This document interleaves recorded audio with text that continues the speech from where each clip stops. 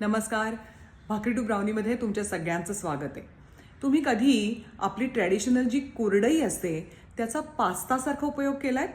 नसेल केला तर करून बघा. हेल्दियर आहे, मोर फ्लेवरफुल आहे, टाईम सेव्हर आहे. आज मी याच कुरडईचा तुम्हाला उपमा करून दाखवणार आहे. अशाच प्रकारे शिजवलेले कुरडई आपण अराबियाता किंवा इतर कुठल्या सॉसमध्ये घालून पास्ता म्हणूनही खाऊ शकतोच. पण आज पटकन होणारा कुरडईचा उपमा. जे कुरडईचे उपमा करण्यासाठी मी इथे पाणी उकळायला ठेवलं होतं.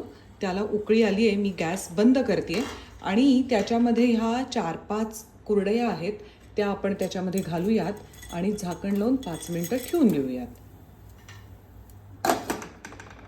तर ही तयारी करून घेऊ.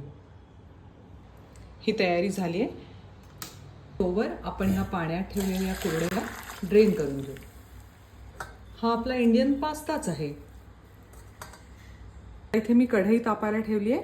त्यात अगदी छोटा चमचा तेल घालून घेऊ.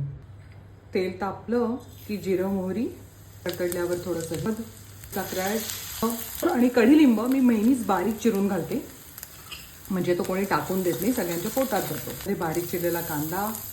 आता ह्याच्यावरती अगदी चिमूटभर मीठ घालायचं आहे, कारण कुरड्यांमध्ये आपल्या मीठ असतं. आता आपला कांदा नीट परतून झाला की त्याच्यामध्ये या वाफवलेल्या उकडलेल्या शेवया अगदी 2 मिनिटं आपण हे गॅसवर एकत्र सगळं परतूयात आणि गॅस बंद करूयात. सगळ्यात शेवटी थोडीशी साखर घालून परतू आणि गॅस बंद करू. साखर ऑप्शनल आहे बरं का. असा आपला हा कुरडईचा उपमा तयार आहे. भेटूयात भाकरी टू ब्राउनीच्या पुढच्या एपिसोडमध्ये. टाटा.